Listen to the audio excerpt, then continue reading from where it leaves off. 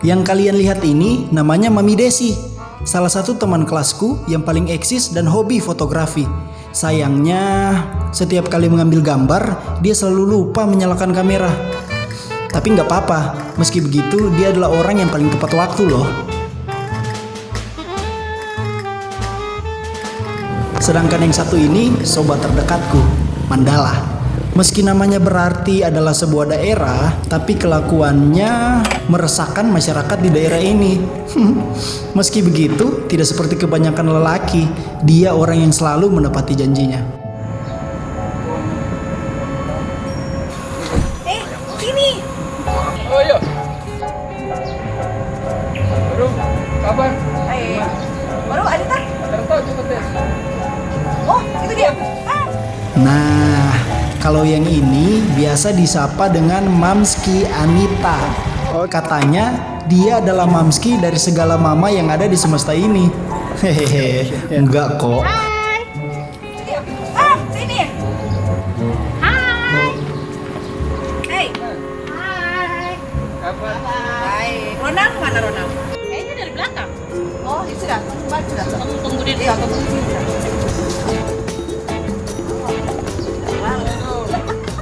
Dan inilah yang dari tadi memperkenalkan mereka. Ya, aku Ronald, orang yang mengumpulkan mereka bertiga untuk menyelesaikan tugas kelompok manajemen akuntansi kami. Barang apa ini? Di madu itu bagus. Biar kotak kita buka semua.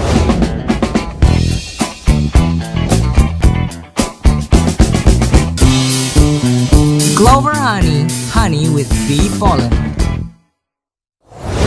Ayo sudah kan? Tunggaskan. Ayo.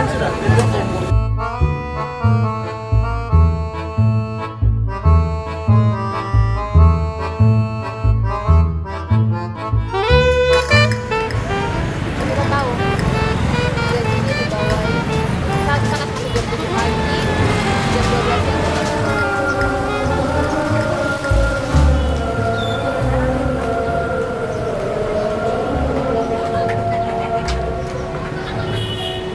Ayo latihan. Sip. Gas. Mami duluan toh? Siap ya? Siap. Mau latihan Mulai. ya? Sudah, Oke? mulai. Oke, baik. Ya. Kamu lihat ya sampai baca dua. Kami dari kelompok 2 akuntansi manajemen akan mempresentasikan tentang makalah biaya variabel dan absorpsi. Biaya variabel dan absorpsi dan penggunaan perhitungan biaya variabel untuk mengevaluasi kinerja manajer. 1. Perhitungan biaya variabel dan perhitungan biaya absorpsi. Perhitungan biaya variabel membuatkan hanya biaya manufaktur variabel dan produk. Biaya ini meliputi bahan baku langsung, tenaga kerja langsung, dan overhead variabel. Overhead tetap diperlakukan sebagai beban periode dan tidak disertakan dalam penentuan biaya produk. Menurut perhitungan biaya variabel, overhead tetap dari suatu variabel dipandang habis dan pada akhir periode itu dan dibebankan secara total terhadap pendapatan periode tersebut. Kegunaan variabel costing adalah untuk 1. Membebankan seluruh biaya tetap kepada perhitungan laba rugi, 2. Perencanaan laba, 3. Pengambilan keputusan reduksi biaya, 4. Memisahkan beban atau expenses menurut perilaku biaya, 5. Memudahkan menyusun laba rugi segmen tingkat unit, tingkat batch, dan tingkat produksi. Perbedaan atau pengaruh penggunaan pada variabel costing atau absorption costing atau full costing yaitu jika kita menggunakan metode variabel costing maka biaya tetapnya hanya pada periode berjalan saja, sedangkan jika menggunakan metode absorption costing maka biaya tetap yang sebelumnya telah mengalami proses pada periode sebelumnya akan diakumulasikan kembali pada periode berjalan karena pada metode ini beranggapan persediaan awal pada periode berjalan telah mengalami proses produksi dan pada periode sebelumnya dan itu harus diperhitungkan pada periode berjalan. Berikut ini adalah klasifikasi biaya sebagai biaya produk dan periode menurut perhitungan biaya variabel dan absorpsi. Dan ini adalah contoh penilaian persediaan yang memiliki data berikut dan berkaitan dengan penilaian persediaan.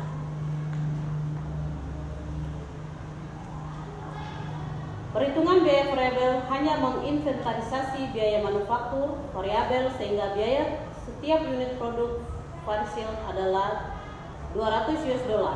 Biaya absorpsi mencakup semua biaya manufaktur sehingga biaya setiap unit produk adalah $225. Berikut adalah perhitungannya. Laporan laba rugi atau analisis dan rekonsiliasi. Karena biaya produk per unit merupakan dasar bagi perhitungan harga pokok penjualan, maka metode perhitungan biaya variabel dan absorpsi dapat mengakibatkan angka laba bersih yang berbeda. Perbedaan tersebut terjadi karena jumlah overhead tetap yang diakui sebagai beban pada kedua metode. Contoh,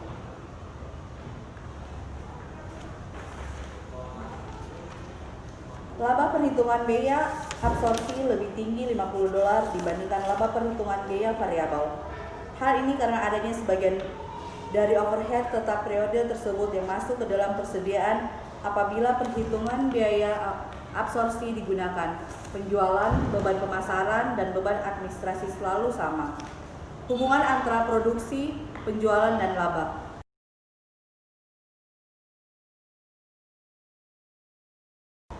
Laporan laba rugi menurut perhitungan biaya variabel adalah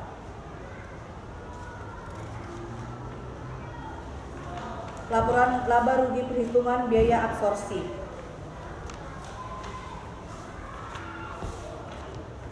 Kunci untuk menjelaskan perbedaan laba tersebut adalah analisis arus overhead tetap. Perhitungan biaya variabel selalu mengakui total overhead tetap periode sebagai beban di lain pihak. Perhitungan biaya absorpsi hanya mengakui overhead tetap yang ada pada unit-unit yang terjual. Apabila jumlah produksi berbeda dari yang terjual, overhead tetap mengalir keluar atau ke dalam persediaan.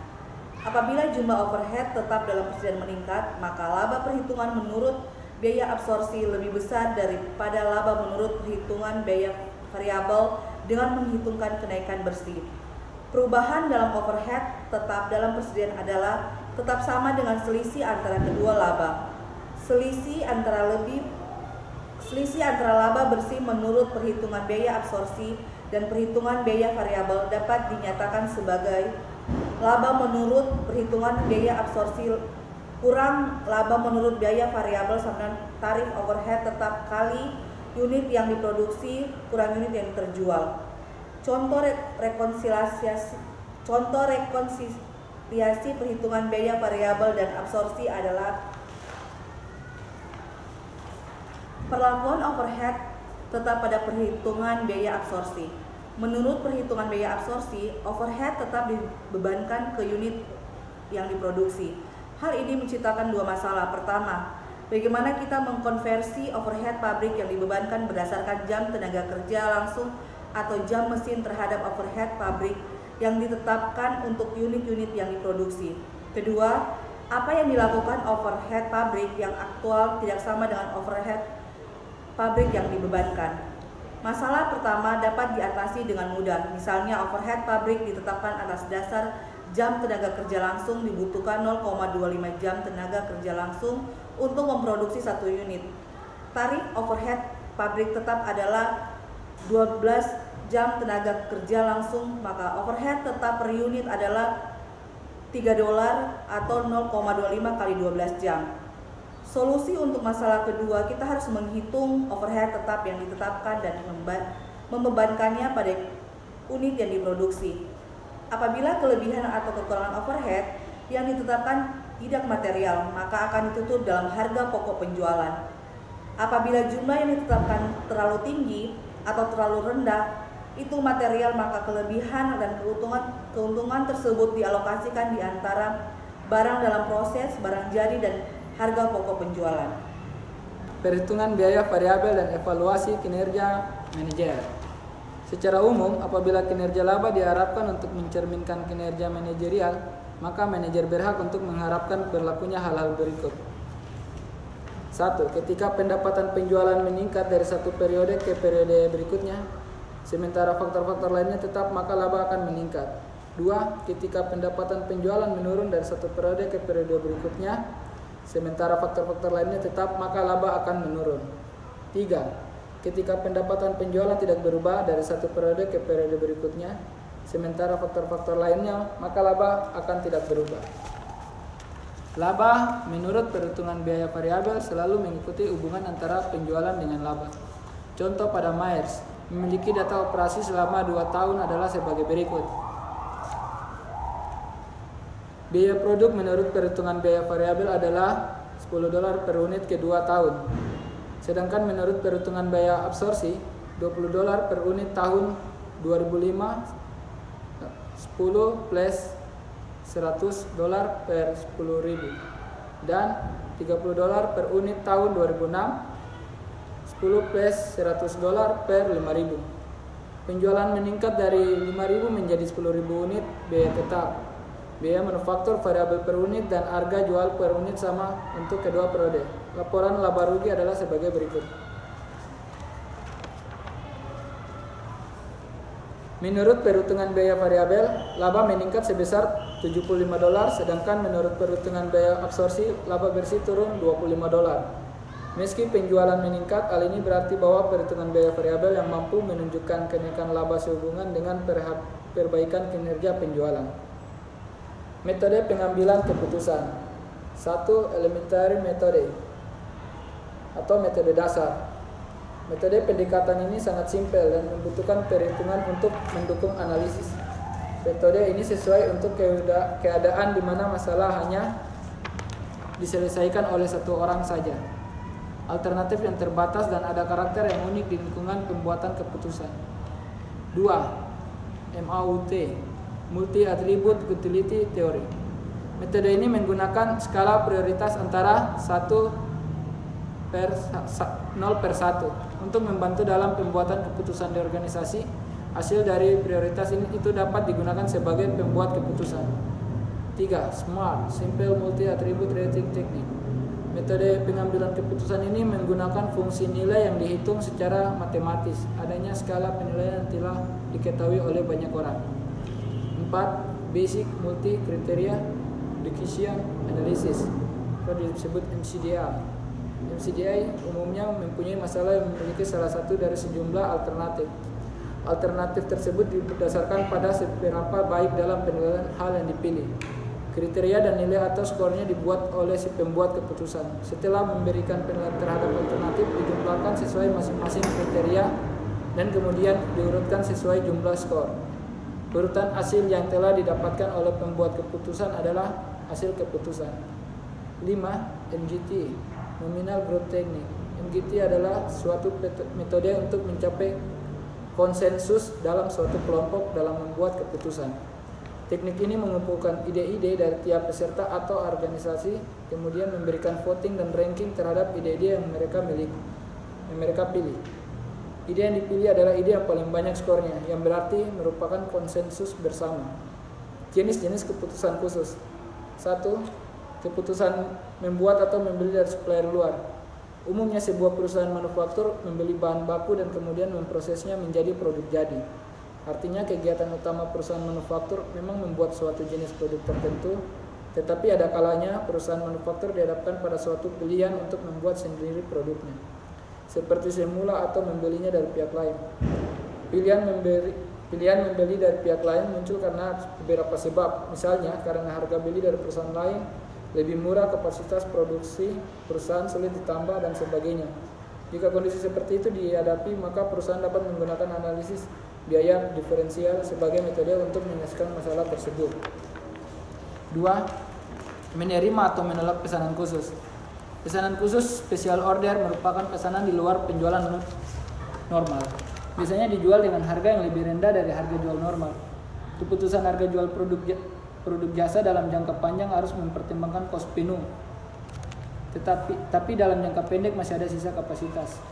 Penentuan harga jual bisa menggunakan cost diferensial. Misalnya kapasitas penuh adalah 1000 unit output, sekarang bekerja 800 unit output, sisa 200 unit output.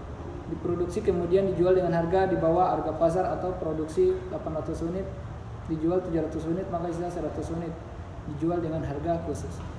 Order khusus diterima jika menambah laba operasi dan sebaliknya ditolak jika mengurangi laba operasi. Untuk menentukan order khusus diterima atau ditolak harus menggunakan pendekatan direct costing atau variable costing. di mana seluruh biaya tetap dinyatakan sebagai beban expenses. Dengan demikian yang dimaksud biaya produksi adalah hanya terdiri dari biaya variabel, yaitu biaya bahan langsung, biaya tenaga kerja langsung atau upah buruh, dan biaya overhead pabrik variabel. Biaya overhead pabrik dikategorikan sebagai beban expense terhadap pendapatan perusahaan. Jika harga order khusus lebih besar dari harga produksi variabel, maka akan menambah laba operasi, dan itu berarti order khusus harus diterima dengan catatan bahwa biaya-biaya yang lainnya tidak berubah. Biaya pemasaran dan administrasi biaya baik variabel maupun tetap. Yang ketiga, kalkulasi biaya variabel dan laporan segmen. Ada dua metode perhitungan laba, yaitu berdasarkan kalkulasi biaya variabel dan berdasarkan kalkulasi biaya absorpsi. Dan kedua metode tersebut merupakan metode kalkulasi biaya karena berkaitan dengan cara menentukan biaya produk. Yang pertama, kalkulasi biaya variabel atau variable costing. Hanya membebankan biaya manufaktur variabel ke produk. Biaya tersebut meliputi biaya bahan langsung, tenaga kerja langsung, dan overhead variabel. Yang kedua adalah kalkulasi biaya absorpsi atau absorption costing. Membebankan semua biaya manufaktur ke produk. Hal yang menentukan biaya produk adalah biaya bahan langsung, tenaga kerja langsung, overhead variabel, dan overhead tetap. Untuk klasifikasi biaya sebagai biaya produk atau periode menurut kalkulasi biaya variabel dan absorpsi. Berikut adalah kalkulasi biaya absorpsi. Biaya produk yang terisi oleh bahan langsung, tenaga kerja langsung, overhead tetap, overhead variabel. Untuk biaya periode ada beban penjualan dan beban administratif.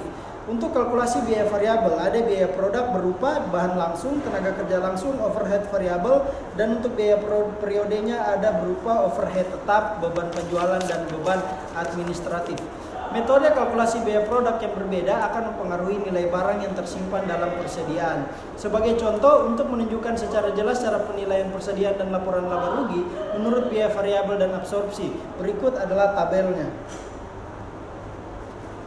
Berikut adalah perhitungan biaya per unit. Kalkulasi biaya variabel hanya menginventarisasikan biaya variabel saja sehingga biaya per unit produk $9 dan kalkulasi biaya absorpsi mencakup biaya manufaktur sehingga biaya setiap unit produk senilai $13, persediaan akhir 1000 unit yang didapat dari unit yang diproduksi, produk yang dijual. Dan laporan laba rugi disajikan sebagai berikut. Rekonsiliasi perbedaan antara kedua laporan laba rugi tersebut ada di tabel berikut. Pelaporan segmen. Pelaporan segmen yaitu laporan kontribusi laba dari berbagai komunitas atau unit-unit lain dalam suatu organisasi. Untuk mengevaluasi berbagai aktivitas yang berbeda dalam suatu perusahaan, seorang manajer membutuhkan dari sekedar ikhtiar informasi pada laporan laba rugi.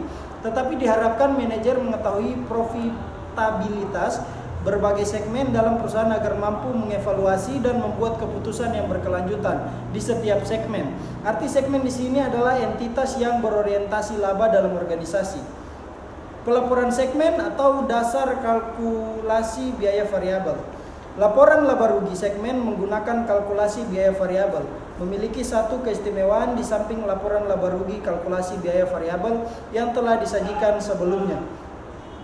Bagian tambahan ini menyoroti biaya yang dapat dikendalikan dengan biaya yang tak dapat dikendalikan dan meningkatkan kemampuan manajer untuk mengevaluasi setiap kontribusi segmen terhadap kinerja perusahaan secara keseluruhan. Setiap segmen harus mampu menutup paling tidak biaya variabel dan biaya tetap langsung. Laba segmen yang negatif mengurangi total laba perusahaan yang menimbulkan pertimbangan untuk menghapus segmen tersebut. Dengan mengabaikan setiap pengaruh yang dimiliki suatu segmen terhadap penjualan segmen lainnya, margin segmen dapat mengukur perubahan laba perusahaan yang mungkin terjadi bila segmen dieliminasi. Laporan laba rugi segmen dibentuk sebagai berikut. Misalkan bahwa overhead tetap umum mencangkup biaya penanganan bahan dan pemeliharaan. Overhead tetap langsung mencangkup persiapan. Sebagai contoh, misal biaya tahunan masing-masing aktivitas sebagai berikut. Penanganan bahan adalah aktivitas bernilai tambah. Aktivitas persiapan meskipun bernilai tambah dapat dilakukan dengan lebih efisien. Setiap penggunaan pada kedua aktivitas akan berpengaruh pada laba. Profitabilitas pelanggan. Perusahaan yang menaksir profitabilitas berbagai kelompok pelanggan mampu secara lebih akurat menargetkan pasar dan meningkatkan laba mereka. Langkah menentukan profitabilitas pelanggan ada dua. Yang pertama mengidentifikasi pelanggan, dan yang kedua menetapkan pelanggan yang memberi nilai tambah bagi perusahaan. Biasanya menarik pelanggan baru lebih mahal daripada mempertahankan yang lama, sebab menarik pelanggan baru memerlukan biaya yang seperti iklan, promosi, tatap muka, penyusunan proposal, dan lain-lain. Yang keempat adalah kalkulasi biaya variabel untuk perencanaan dan pengendalian. Pemahaman terhadap perilaku biaya adalah penting bagi pencapaian hasil. Biaya tetap tidak berubah apabila penjualan berubah, sehingga perbedaan antara biaya tetap dan variabel adalah penting untuk melakukan penilaian biaya secara akurat pada berbagai macam volume penjualan yang mungkin. Segera setelah manajemen memilih satu tingkat penjualan dan produksi yang diharapkan untuk tahun berikutnya, biaya yang akan terjadi juga dapat ditentukan. Perusahaan seharusnya mengeluarkan $2.500 biaya utilitas untuk memproduksi 3.000 unit, tetapi mereka mengeluarkan $4.500. Karena itu rencana tidak berjalan seperti yang diinginkan. Dari contoh tersebut, maka dapat disimpulkan bahwa kalkulasi biaya variabel lebih unggul dari kualitas biaya absorpsi untuk keperluan internal. Ya, kira-kira seperti itu. Bagaimana ya? Aman ya? Aman. Iya. Jadi seperti itu sudah, nanti kita membawa, jadi kan kita latihan. Jadi nanti saat ketemu Bapak presentasi kira-kira seperti yang tadi. Bisa? Gitu ya? Oke, sip. Sudah. Sampai ketemu lagi.